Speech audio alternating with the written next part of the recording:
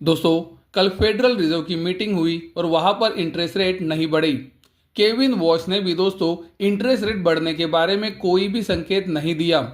उसके बावजूद भी आप देख सकते हो आज गोल्ड के अंदर कोई भी बड़ी तेजी नहीं बन रही है।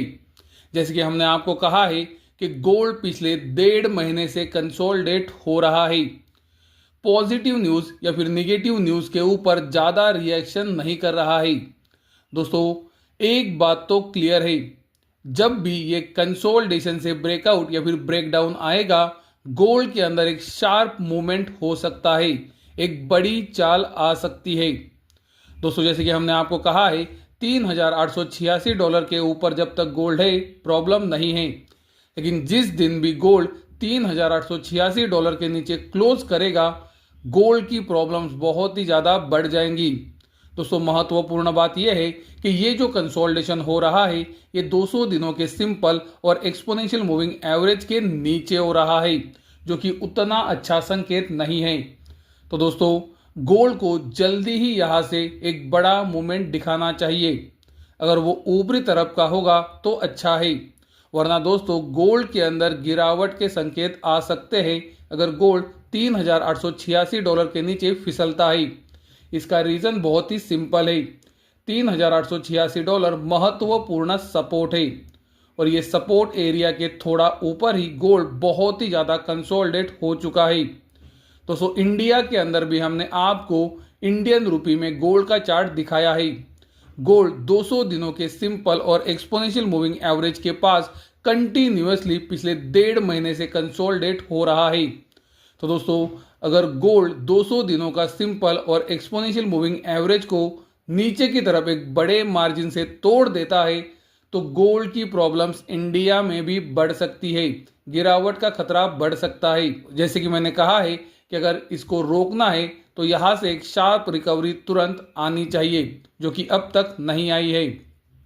उसी तरह से आप देख सकते हो सिल्वर भी पिछले 1.5 महीने से कंसोलिडेट हो रहा है और सिल्वर भी 200 दिनों के सिंपल और एक्सपोनेंशियल मूविंग एवरेज के नीचे कंसोलिडेट हो रहा है, जो कि उतना अच्छा संकेत नहीं होता है। अगर आप इंटरनेशनल मार्केट से इंडियन मार्केट्स में जाओगे तो आपको पता चलेगा कि इंडिया के अंदर भी इंडियन रुपी में सिल्वर 200 दिनों के सिंपल और एक्सपोनेंशियल मूविंग एवरेज के नीचे कंसोलिडेट हो रहा है, जो कि दोस्तों जैसे कि मैंने कहा उतना अच्छा संकेत नहीं माना जाता है। और इसीलिए मैं कह रहा हूं कि गोल्ड और सिल्वर को यहां से जल्दी ही रिकवरी दिखानी चाहिए, वरना दोस्तों गिरावट का खतरा भी बढ़ सकता है, क्योंकि ये जो कंसोलिडेशन हो रहा है ये 200 दिनों के सिंपल और एक्सपोनेंशियल मूविंग एवरेज के नीचे हो रहा है, जो उतना अच्छा संकेत नहीं होता है। वीडियो में आगे बढ़ने से पहले दोस्तों मैं आपको बताना चाहूंगा कि हमारा शनिवार का और बुधवार का मेंबर ओनली वीडियो यूट्यूब के ऊपर अपलोड हो चुका है। दोस्तों, फेडरल रिजर्व की मीटिंग के बाद हमें लगा कि हमारे मेंबर्स को और जानकारी भी देनी चाहिए, तो हमने आज भी वीडियो बनाया है। तो जैसे कि आप देख सकते हो, ज़रूरत पड़ने पर हम मेंबर्स के लिए एक्स्ट्रा वीडियो भी बनाते हैं। तो अगर आप गोल्ड और सिल्वर के अंदर काम करते हो तो आपको एक बार हमारा यूट्यूब का गोल्ड सिल्वर एनालिसिस ये पैक को सब्सक्राइब करके देखना चाहिए। अगर आपको हमारा एनालिसिस पसंद आता है तो बने रहे, अगर नहीं आता है तो आप कभी भी अनसब्सक्राइब कर सकते हैं।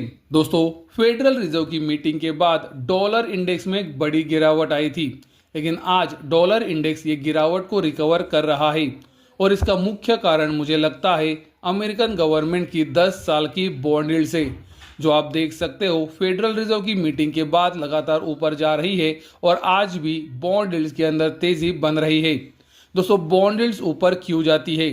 दोस्तों, बॉन्ड यील्ड्स तब ऊपर जाती है जब इन्फ्लेशन या फिर इंटरेस्ट रेट बढ़ने का खतरा बढ़ जाता है।